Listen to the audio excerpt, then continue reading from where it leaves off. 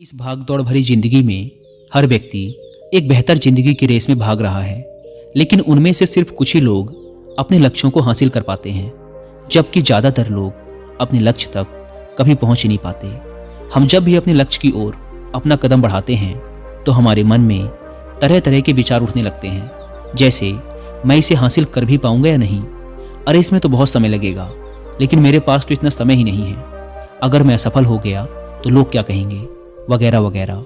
लेकिन इन सब में भी जो सबसे बड़ा डर रहता है वो ये है कि मैं इस काम में सफल हो भी पाऊंगा या नहीं। तो आज की इस बौद्ध कहानी के माध्यम से हम जानेंगे कि अपने असफलता के डर को कैसे खत्म किया जाए, और साथ ही हम ये भी जानेंगे कि हमारे मन में यह असफलता का डर क्यों पैदा होता है, इसका क्या कारण है। तो आइए कहानी को शुरू करते हैं। बहुत समय पहले की बात है। एक बौद्ध सन्यासी एक जंगल के पास अपनी कुटिया बनाकर रहा करते थे। वे बौद्ध सन्यासी बहुत ही बुद्धिमान अपनी समस्या लेकर आता, वो बहुत ही बुद्धिमानी से उसकी समस्या का समाधान निकाल देते। एक दिन वे वहीं पास के ही एक गांव में भिक्षाटन के लिए गए। जब वो भिक्षा मांगकर वापस लौट रहे थे तो रास्ते में उन्हें एक युवा व्यक्ति ने रोक लिया और कहा, मैंने सुना है कि आप किसी भी समस्या को बड़ी ही बुद्धिमानी से सुलझा देते हैं। हालांकि मुझे तो जरा भी विश्वास नहीं कि आप मेरी इस जटिल समस्या को सुलझा पाएंगे, लेकिन मैंने लोगों से आपकी बुद्धिमानी के बहुत से किस्से सुन रखे हैं।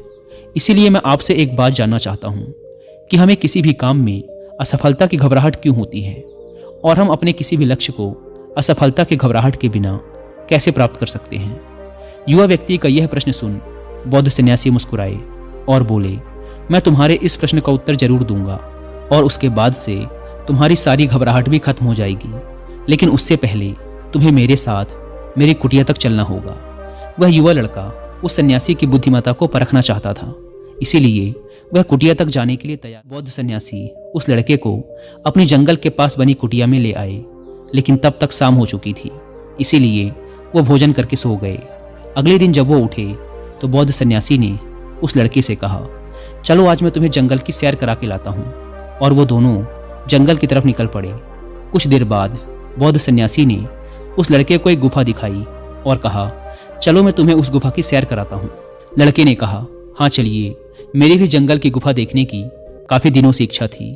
इसके बाद वे दोनों गुफा के अंदर चले गए। गुफा के अंदर काफ़ी अंधेरा था, लेकिन थोड़ी देर बाद बौद्ध सन्यासी चुपके से गुफा से बाहर निकल आए और उस गुफा के द्वार को बाहर से बंद कर दिया। उस लड़के ने गुफा के भीतर से बहुत आवाज़ दी कि मुनिवर, कहाँ हैं आप, कहाँ चले गए, मुझे जवाब क्यों नहीं दे रहे। लेकिन बहुत देर तक कोई जवाब ना मिलने के बाद वह घबरा गया और घबरा कर गुफा के द्वार की तरफ भागा। जैसे ही वह गुफा की प्रवेश द्वार पर पहुंचा, वह हैरान रह गया कि यह क्या, यहाँ तो किसी ने गुफा के द्वार को बाहर से बंद कर दिया है, अब मैं बाहर कैसे निकलूंगा। अब वह अकेले अकेले उस अंधेरी गुफा में काफ़ी भयभीत और परेशान हो गया। वह सोचने लगा कि कहीं उस सन्यासी ने मुझे मारने की योजना तो नहीं बनाई थी। अब वह गुफा में इधर उधर घूमकर बाहर निकलने का रास्ता ढूंढने लगा। वह गुफा में काफ़ी देर तक इधर उधर भटकता रहा, लेकिन उसे बाहर निकलने का कोई रास्ता नहीं मिला। अब उसे जोरों की प्यास और भूख भी लग रही थी, इसीलिए वह बैठ गया। तभी उसे एक सुरंग से सूर्य की रोशनी आती हुई दिखाई दी, पर उस रोशनी आने वाली सुरंग तक पहुंचना बहुत ही कठिन था, क्योंकि चारों तरफ बस अंधेरा ही अंधेरा था और वह सुरंग भी काफ़ी ऊंचाई पर थी। पर फिर भी वह तुरंत उठा और अपनी सारी भूख प्यास को भूलकर अपना सारा ध्यान उस गुफा से बाहर निकलने पर लगा दिया। काफ़ी मेहनत और प्रयास करने के बाद वह उस सूर्य की रोशनी आने वाली सुरंग तक पहुंच गया और कुछ दूर तक उस सुरंग में ही ऊपर चढ़ता गया। तभी अचानक उसे वह सन्यासी हाथ आगे बढ़ाता हुआ दिखाई दिया।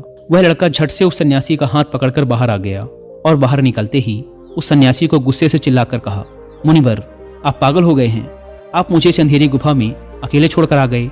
आपको पता है मैं कितना भयभीत हो गया था और मुझे कितनी जोरों की प्यास लगी है। उस सन्यासी ने मुस्कुराते हुए उसे पानी दिया और कहा, अब मेरी बातों को ध्यान से सुनना। तुम इस गुफा के बाहर सिर्फ 2 कारणों की वजह से निकल पाए, जिसने तुम्हें इस गुफा से बाहर निकलने के लिए मजबूर किया। पहला कारण क्योंकि तुम्हें जोरों की प्यास और भूख लगी थी, और दूसरा कारण तुम्हें वहाँ घुटन महसूस हो रही थी, क्योंकि तुम्हें मित्रों और परिवार वालों के साथ रहने की आदत पड़ चुकी है। अब मैं तुम्हें 2 मुख्य कारण बताता हूँ जिसकी वजह से तुम इस गुफा से बाहर निकल पाए। पहला कारण, क्योंकि तुम्हारे साथ वहाँ ये कहने के लिए लोग नहीं थे, पर तुम उस सुरंग तक कैसे पहुंच पाओगे, ये तो असंभव है। और दूसरा कारण, वहां ये कहने के लिए भी लोग नहीं थे कि चलो कोई दूसरा रास्ता देखते हैं, इससे भी आसान रास्ता मिल जाएगा और हम बहुत आसानी से इस गुफे से बाहर निकल जाएंगे। सफलता प्राप्त करने का नियम भी कुछ ऐसा ही है। ये तो मैंने तुम्हें सफलता कैसे प्राप्त करें इसकी एक छोटी सी दुनिया बनाकर दिखाई है, पर वास्तविक दुनिया इससे कहीं अधिक जटिल होती है। वहाँ हमें सलाह देने के लिए बहुत से फालतू लोग मिल जाते हैं जो खुद तो कुछ कर नहीं पाए, लेकिन हमें ज्ञान देंगे कि ये मत करो, ये बहुत कठिन है, ये तुमसे ना हो पाएगा, इससे अच्छा तो तुम वो काम कर लो, उसमें तुम्हें निश्चित रूप से सफलता मिल जाएगी। और ऐसे ही वो हमारे दिमाग को भटकाकर चले जाते हैं और हमें खुद पर संदेह होने लगता है। सफलता ना मिलने का एक बड़ा कारण ये भी है कि सफलता प्राप्त करने की प्रक्रिया बहुत लंबी होती है, और यहाँ जब हमारा मन घंटों घंटों में बदल जाता है तो फिर लक्ष्य प्राप्ति के महीनों और सालों के प्रयास में हमारा मन क्यों नहीं बदलेगा। हमारा मन बदल ही जाता है और हम उस रास्ते को छोड़कर अलग अलग रास्ते अपनाने लगते हैं। गौतम बुद्ध अक्सर अपने शिष्यों से कहा करते थे कि परेशानियां हमें तभी दिखती हैं जब हमारा ध्यान हमारे लक्ष्य पर नहीं होता, और ये बात 100% सही है। जैसे जब एक तीरंदाज तीर मारने वाला होता है तो वह अपनी एक आंख को बंद कर लेता है और दूसरी आंख से सिर्फ लक्ष्य को देखता है, तब जाकर वह अपने लक्ष्य को भेद। हमें असफलता का डर तभी लगता है जब हमारा ध्यान अपने लक्ष्य पर ना होकर रास्ते पर आने वाली कठिनाइयों पर होता है। तुम भी इस गुफा से बाहर इसीलिए निकल पाए क्योंकि तुम्हें गुफा के अंदर सुरंग से आने वाली रोशनी के अलावा और कुछ दिखाई नहीं पड़ रहा था। अगर उस गुफा के अंदर प्रकाश होता तो तुम वहां के बड़े बड़े गड्ढों और कीड़ों मकोड़ों को देखकर डर जाते और वहीं भटकते रह जाते। इसीलिए अपना सारा ध्यान केवल अपने लक्ष्य पर टिकाए रखो और आसपास क्या हो रहा है, लोग क्या बोल रहे हैं, उस पर ध्यान देना बंद कर दो।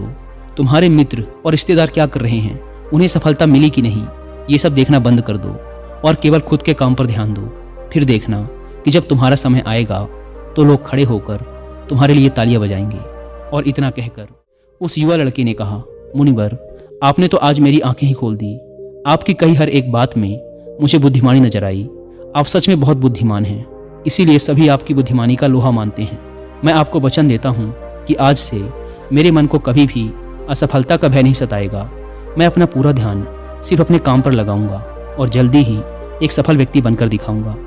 इतना कहकर उस लड़के ने बौद्ध सन्यासी का धन्यवाद किया और वापस अपने गांव चला गया। दोस्तों, आशा है कि आप इस कहानी की सीख को समझ गए होंगे। धन्यवाद।